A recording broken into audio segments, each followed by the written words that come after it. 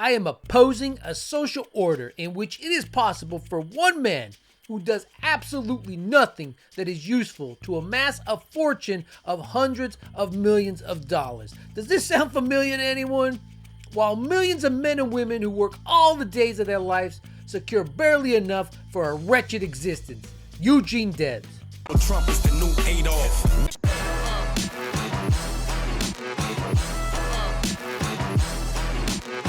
If it's your first time here, like and subscribe. Well, maybe watch the episode first. Maybe it sucks. Maybe you don't want to like and subscribe. Watch the episode. If you like it, then subscribe.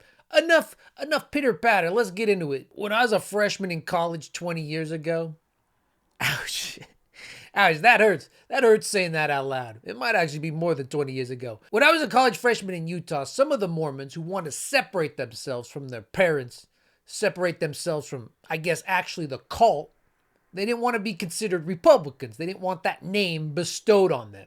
So they went out and tried to find a more palatable word, a more hip word.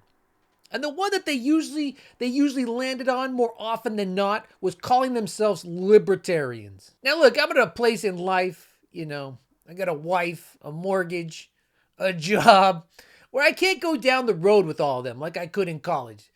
Play out their belief system like a Sam Cedar. But only it really takes about 3 questions in before libertarians realize that they're full of shit. So you're a libertarian, you don't want a fire department. Oh, we can have a fire department, that's fine, but we'll make it private. It'll be privately ran. And if your neighbor doesn't subscribe to the fire department that's now private and his house catches on fire, what does that mean for your house once it reaches it? Well, maybe we could just have fire departments. Yeah, we'll have fire departments, but that's it. Okay, what about cops? What about roads? What about food inspectors? And it doesn't take very long before 98% of them are like, okay, maybe I'm not a libertarian, all right? You busted me. But I'm sure not a Democrat. My dog, my Maltipoo, she's a libertarian. She identifies as a libertarian. She 100% believes she's independent. No, I have to feed her every day. I have to give her a heart guard. We take her to the vet. Now that she's an older gal, we had to get her stairs to climb up to the bed. But in her mind, she could do all this without any of us. Demonstrated to us every Saturday when she climbs up to the table and demands that she get some waffles. She's 12 years old, which is like 90 years old in dog years. I don't know. I'm not that good at math. You take all this away. She's getting run over within the first 20 minutes. Am I saying anyone who isn't a multimillionaire with 50,000 acres of land and calls himself a libertarian is just as smart, just as dumb as my dog? Yeah, that's exactly what I'm saying. A fantastic book on this. I don't like it when people say fantastic. I don't really like that word. A good book on this, a great book on this is a libertarian walks into a bear. This takes place in New Hampshire, the state whose license plate says live free or die. A small town called Grafton. It went full libertarian. And they called themselves the Freetown Project. The population of 800 people swelled after this. They had an influx of people moving in after they announced they're going full libertarian. You can't believe the demographic of the people. It was 200 men. Barely any women. Because of course it was. Your typical incel chud about to live out one of their fantasies. Grafton developed a bear problem. Mainly because there was no city ordinance that made people have garbage cans that they would leave out that were bear proof. So Yogi did what Yogi's gonna do. Came down, went through these people's trash, went back, told the other bears, hey, there's a bunch of dumbasses down here. Let's go eat. Eventually the town became infested with bears. And the crazy thing is there was no laws not to feed the bears. But these libertarians, don't you tell me what to do. Don't you tell me what to do. This is my titty. They'd go out and they'd feed these bears every day. A bunch of them would. This lady even had breakfast with them. She would give them donuts. Good idea, right? After several bear attacks, these were black bears, who generally don't attack people, but once you start inviting them down, giving them donuts, of course there were going to be attacks. Once that started happening, these people's solution was to go kill the bears in their dens while they were sleeping. Because that's how the Republican Party operates. But even that coward's way of trying to solve this couldn't close the Pandora's box, their libertarianism, their pure libertarianism, open. You really should read this book. But the town meetings would devolve into a couple people saying we got to do something about the bears that are overtaking the town. And then the other people shouting them down saying we should do nothing because we're libertarians. And so they kept doing nothing and more bears moved in. Now look, I'm not an expert in real estate, but it's pretty hard to sell a house when the previous tenant, the current tenant, is a bear. So the real estate company went belly up. The town lost all its money. And the Freetown project was over. I respect them a whole hell of a lot more than the small government Republicans who cried about Obamacare are still crying about Obamacare. What's it been, like 10 years later, 12 years later? They're still crying about it. Keep your government out of my health care. And now they're literally using the government to step in between a woman and her doctor, even if she is a child, even if it's a little girl, to make her give forced birth. Same people. Small government, small government. And these small governments didn't even wait. Roe wasn't even cold before Lindsey Graham came out and proposed a national ban for everyone. Even the people in New Hampshire, even the people in Grafton, even the bears that now live there and have taken over. And the guy they've decided to choose for president again, he's doubled down on it. Donald Trump has said numerous times he's taken credit. First off, he's taken credit for killing Roe versus Wade, which he very much did. And now he's saying he wants a national ban. Personal freedoms? I don't know. Ask the bears. This is a party during my lifetime who spent trillions of dollars on 2 unnecessary wars. Trillions of taxpayer dollars, our dollars. I paid for those wars. You can't find money to buy bear-proof trash cans, but you can find money to lose 2 wars? Get the out of here. It's enough to make Ron Paul's other eyebrow fall off, right? This Republican Party who can't go a couple sentences without muttering, freedom, don't take away my freedom. And yet every time they get in charge of something, every time they take over, someone loses more freedom. Whether it's women losing their health care, whether it's minorities losing their voter rights, every single time we let them back in, we get a little less free.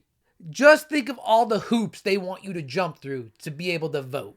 Mile-long lines in impoverished minority neighborhoods. Ask a libertarian if they think they should pay a fine to the government for giving water to someone else who's in line to vote. Seriously, ask a libertarian that. Ask a libertarian if they think you should have to have a government-issued ID, which the government will then need to take track of, will have to be funded, and they will be in charge of it just for you to vote in an election. And just watch their ideology crumble right in front of your eyes. And a lot of these chuds that call themselves libertarians are just mad about zoning laws, that they can't make their trailer a double wide, or they can't shoot their gun off in their backyard. It really does boil down to that for a lot of these people. And because this Republican Party has no real ideology, it's fine that they pretend that.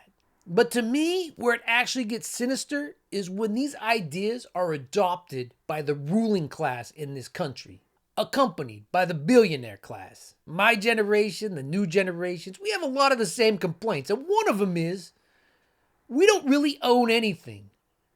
They expect us to rent our whole lives. I mean, you can't even drive a Tesla now without subscribing to some of the features available. No one owns anything anymore, and that is by design. As soon as new houses are built, private companies swoop in and buy them all up so they can rent them right back to you.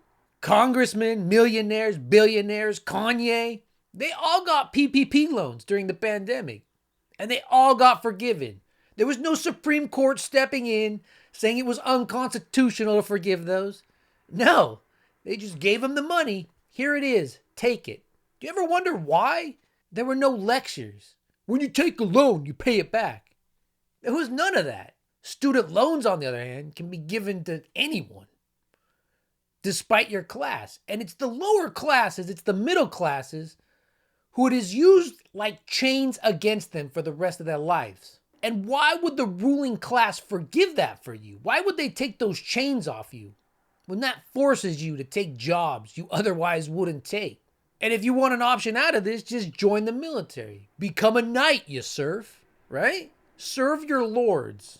You see, when libertarianism is embraced by the ruling class, they have answers to those questions that I posed earlier. Who pays for the fire department? They do. Who pays for the cops? Who pays for the military? They do.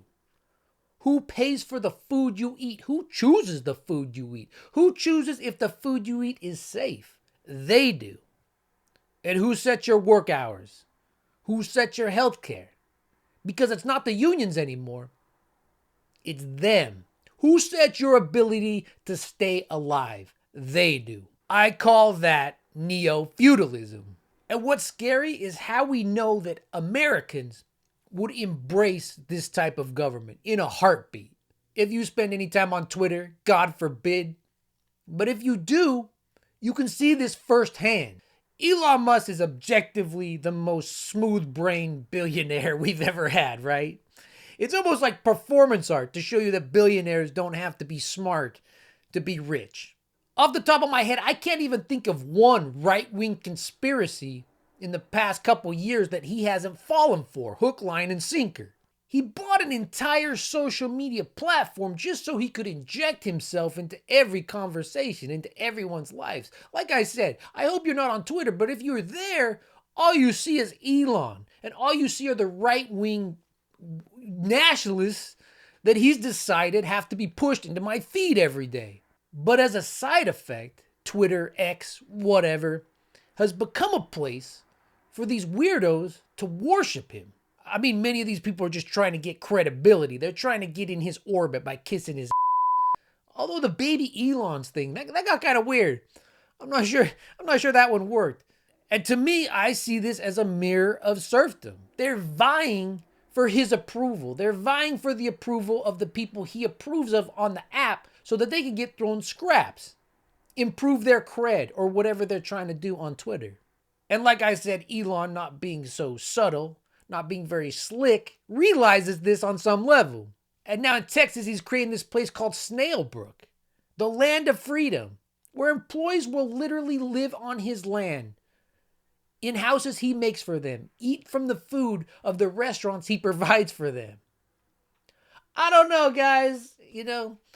Sounds a lot like feudalism to me. Maybe I need to brush up on my my medieval government.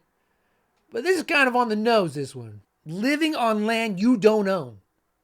Building wealth that is not yours. And private schools set up by the lords to teach your children their curriculum. Betsy DeVos private schools that will teach your kids the only real economic structure in this country that should ever be implemented is trickle down. And what is trickle down at its core? All wealth. All wealth must move up.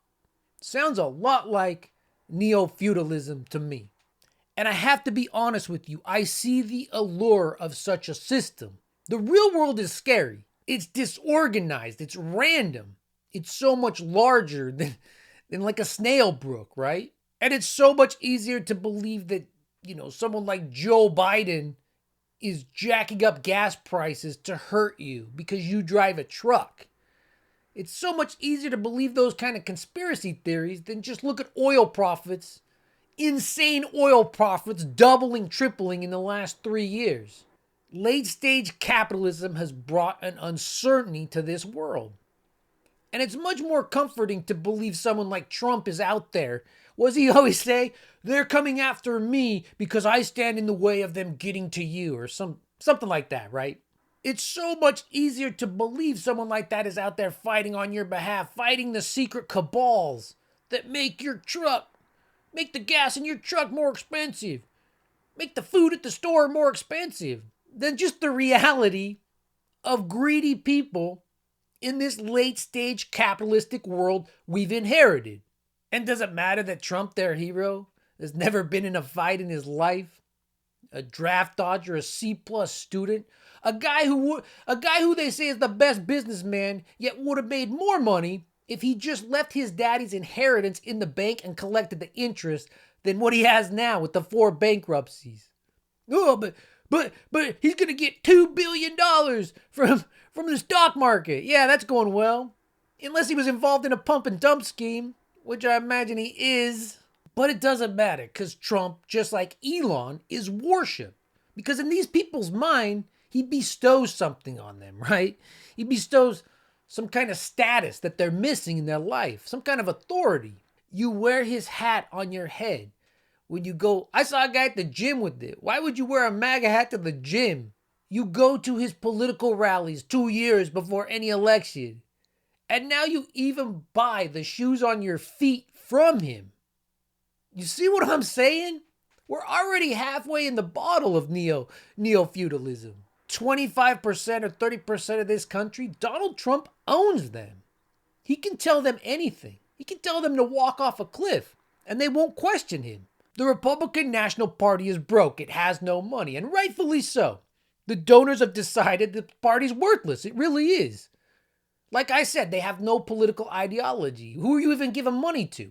But if you do look at their one issue for the past 50 years, if you look at their one issue, hidden by Reagan, it has been giving the top 1% all the power, all the money in this country.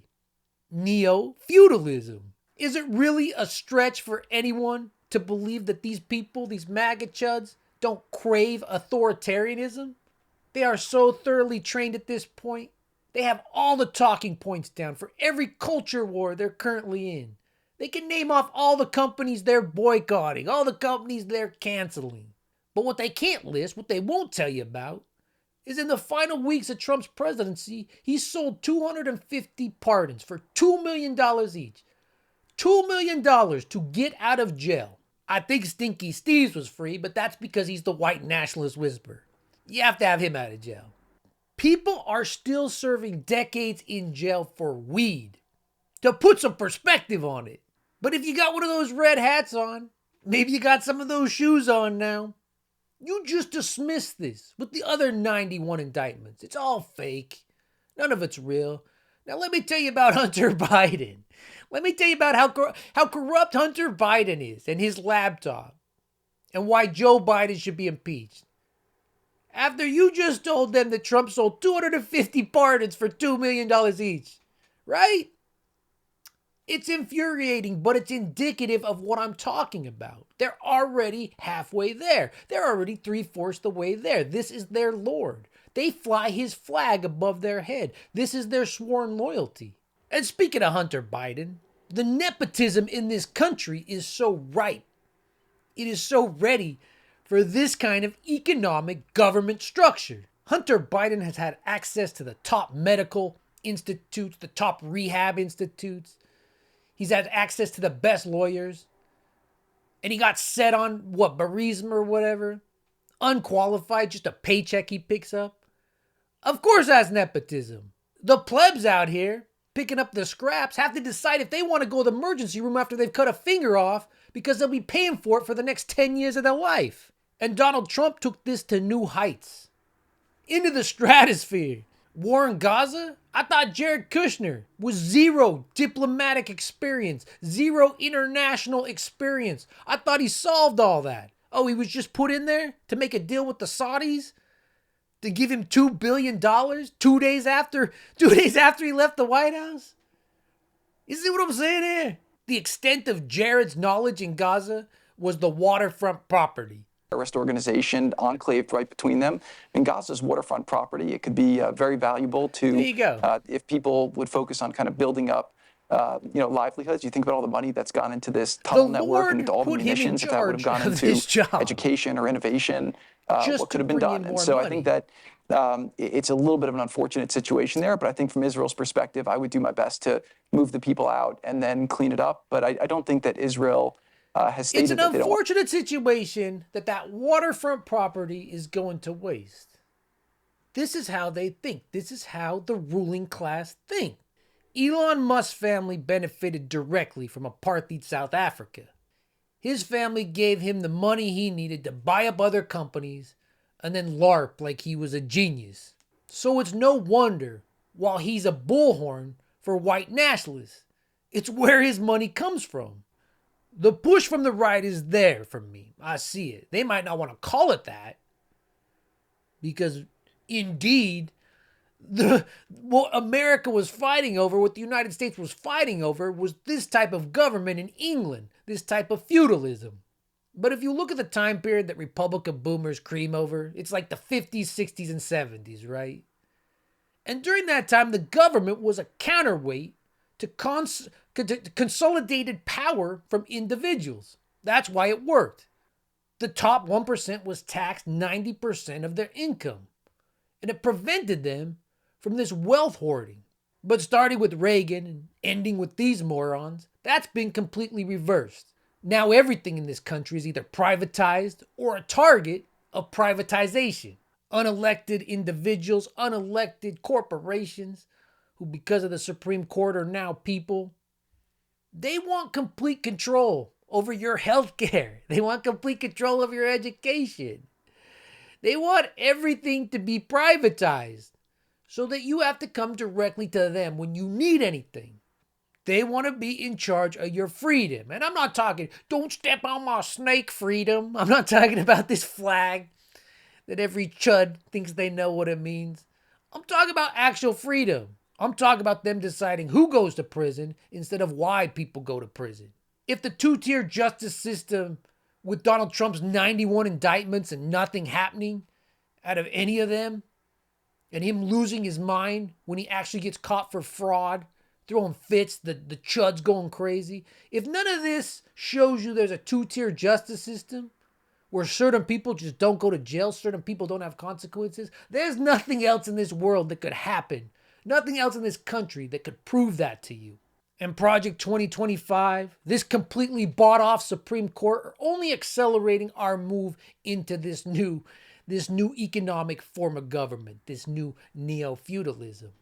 And I honestly believe the missing piece that the Republicans needed was this cult-like following that they now have. The people who will fold in, buy into the system, because they already worship the billionaires and politicians. I mean, I didn't think in my lifetime I'd see someone worship a politician like this. It's frightening. If you're a chud and you've made it this far into this video, it's frightening from the outside to see it. To see you mold your personality into another individual. That's all I can really say about that. But now that they have that. I mean, I heard Reagan had charisma when he could remember who he was or where he was. I guess he had a little bit of it. But like it or not, Donald Trump, he's funny, right? I mean, it's not funny to me anymore because this is where we're headed. But he's a funny guy to listen to. He's different than what we all have been exposed to our entire lives, especially from politicians. What we're learning now is different is not good, at least in this instance. So back to my point. Now they have the cult. They have the people that will make up this feudalistic society. And it's full steam ahead. If you like content like this, make sure you subscribe to the channel. Thanks for being here. Thanks for watching. Thanks to our members. If you want to become a member, you can sign up, get some benefits. But I appreciate everyone. I appreciate everyone here. I hope this was a good episode. It's kind of longer than the others. So if you stuck around this long, here I am. The password is foreskin. So, all right. The Chud Report. Terrorist organization enclaved right between them. In Gaza's waterfront property, it could be very valuable to if people would focus on kind of building up, livelihoods.